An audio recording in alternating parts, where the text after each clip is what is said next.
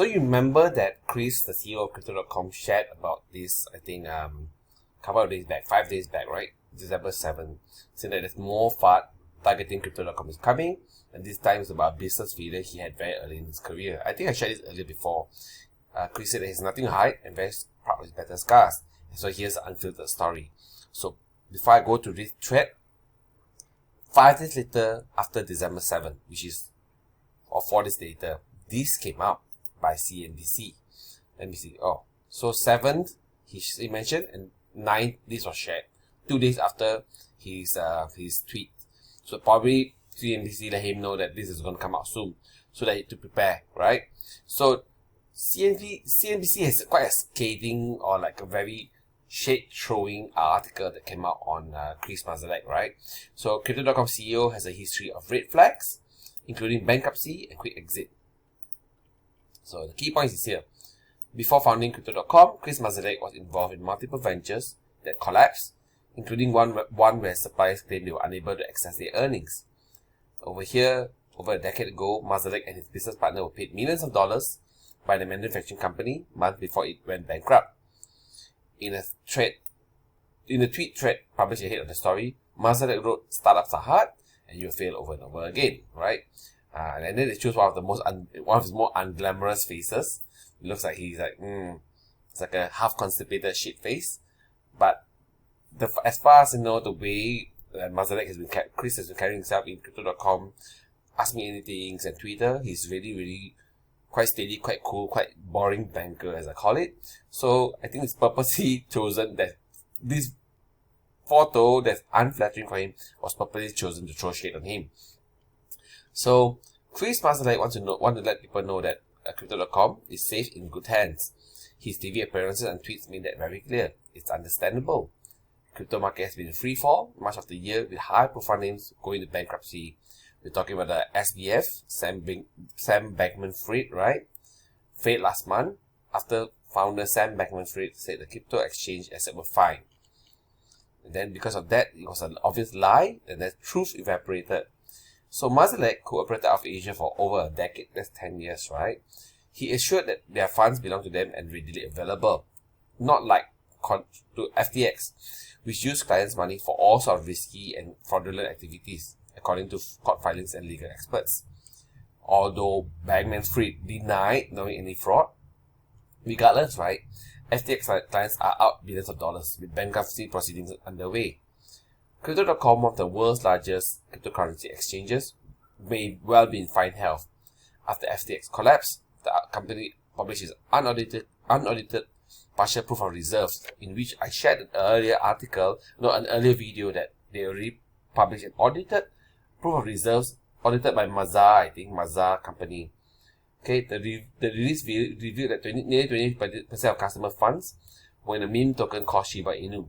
Okay, again, even though the percentage has dropped, Kris has cleared that this is customers' funds. Customer put 20% of their funds in Shiba, that's what they will hold, right? So that's why he said that Mazalek said that wallet addresses were representative of customer holdings. It's what customer bought. Okay, and then Friday, Crypto.com published an audited proof of reserves, showing that customers were held on one-to-one basis, meaning that all deposits are 100% backed by the reserves. The audit was performed by Bazar's Group, the former accountant of the Trump organization.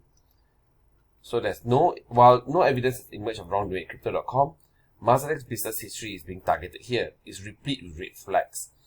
Following the collapse of a prior company in 2009, a judge called Mazalek's testimony unreliable. His business activity before 2016, the year he founded what would become Crypto.com, involved a multi-million-dollar settlement over claims of defective products, corporate bankruptcy, and e-commerce company that failed shortly after a blow-up marketing campaign. Okay, the court records, public filings, and offshore database leaks reveal a businessman who moved from industry to industry, rebooting quickly when a venture would fail. He started in manufacturing, producing data storage products for white label sale, then into e-commerce, and then now into crypto.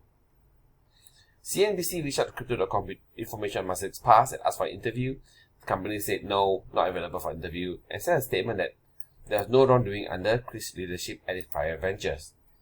Okay, then he came up with a 16-tweet thread, beginning telling his followers, more FUD coming, which I showed you earlier. I'll share with you again. In the tweets, Mazalek described his past personal bankruptcy and abrupt closure of e-commerce business as a learning experience, and that startups are hard and you fail over and over again. Okay, he founded a manufacturing company called Starline in 2004. According to his LinkedIn profile, it was based in Hong Kong with a plant in China, and they built products like solid-state drives, hard drives, USB flash drives, and he grew the business to 400% company with $81 million in sales in 3 years. But there was much more to the story. He owned 50% of the company. He shared ownership and control with another Hong Kong guy who partnered with him in multiple ventures. In 2009, Mazalek's company settled with clients over 40 shipments of flash drives. The $5 million settlement consists of $1 million upfront and $4 million credit note to the client called Dexon. The negotiation over the settlement began at some point after 2007. CNBC couldn't locate Mazalek's business partner. Okay, so court documents didn't show whether Starline made good on the $1 million or $4 million credit note. Starline was forced into bankruptcy by April 2009, the court shows. Over the course of 2008-2009, Mazalek and his business partner transferred nearly $3 million in payment from Starline, right? Over $1 million was paid out to him personally, where the cut was in Pune payments. His partner told him nearly $1.9 million in similar payment. And it seems like there was concerted effort to strip the cash from Starline. Judge Anthony Chan later wrote, some $300,000 was paid by Starline to a British Virgin Islands holding company called Tekram. Okay, that money went through Mazalek, and Tekram eventually returned to Starline. By 2009, Starline collapsed. Mazalek's representatives told CNBC state that Starline went under because customers failed to pay back credit lines that the company has extended them during the financial crisis of 2007-2008. Starline borrowed that money from Standard Chartered Bank of Hong Kong. The bank then turned to Starline and the co-founders to pay back the money. It's like, owe money, pay money, right? And then when it couldn't, it filed for liquidation.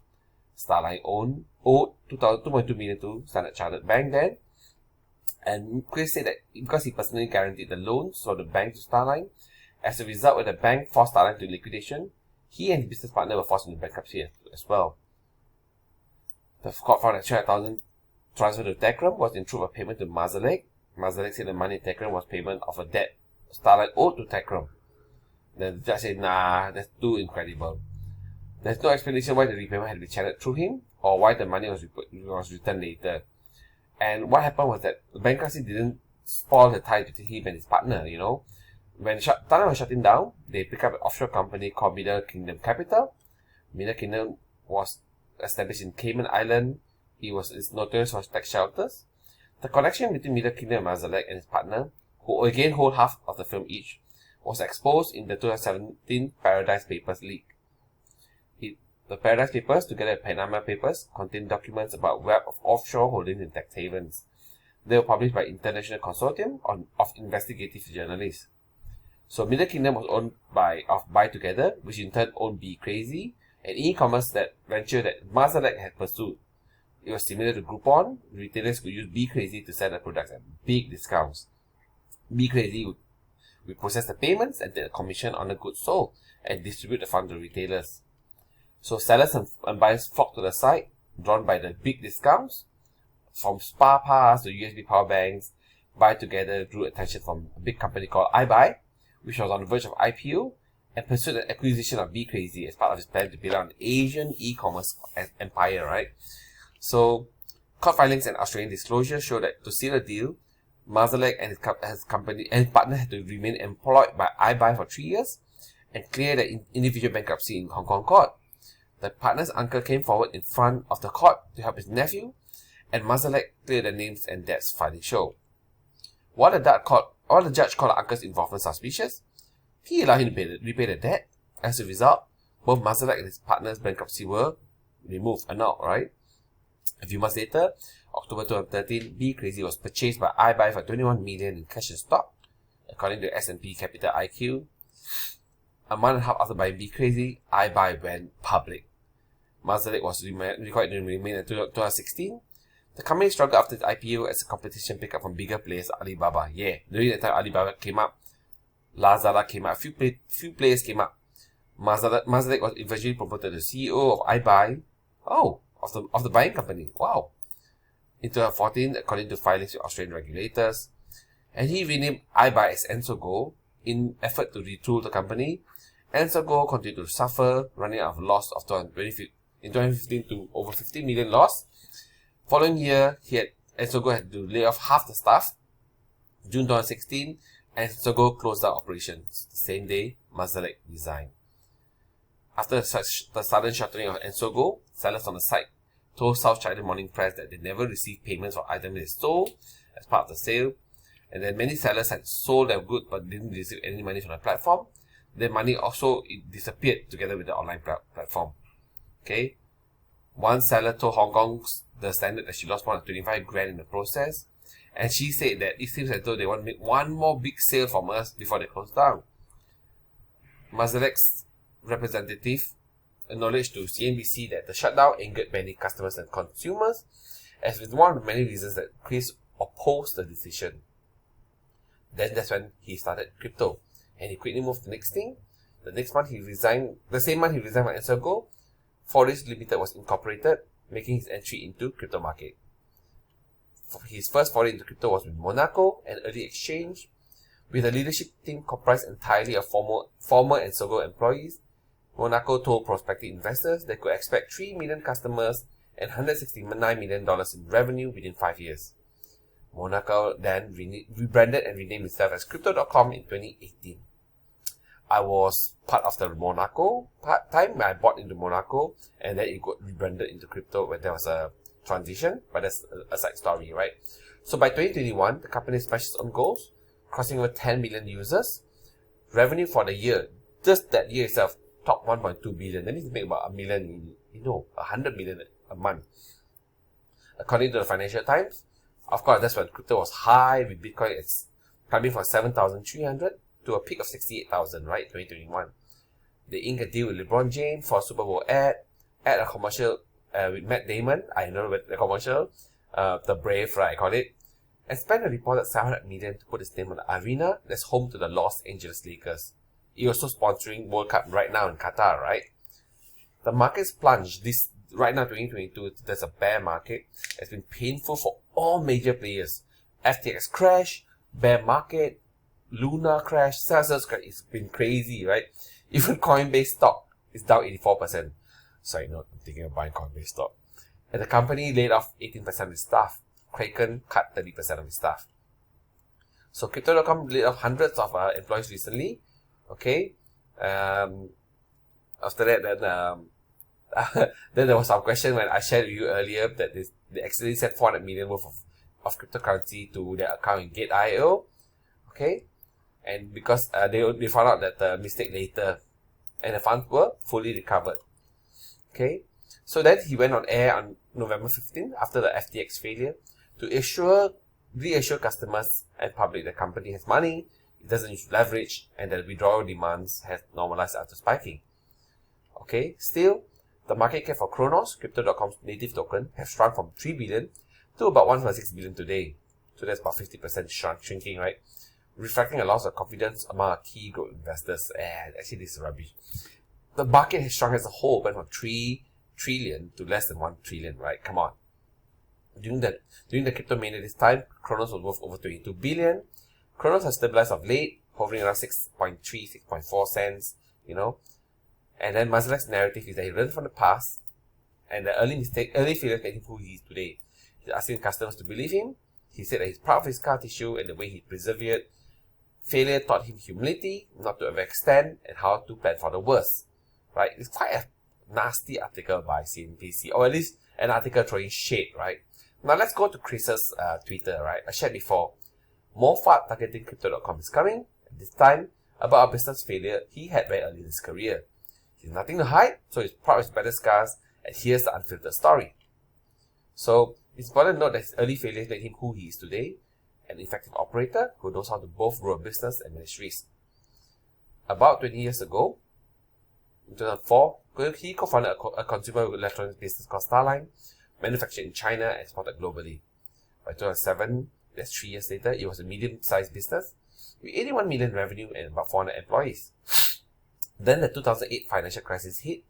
Customers were offered credit lines through a banking instrument called factoring, shared before. Factoring is when the banks take over your sales proceeds, pay you 90-95% of the sales, and then they skim off the difference.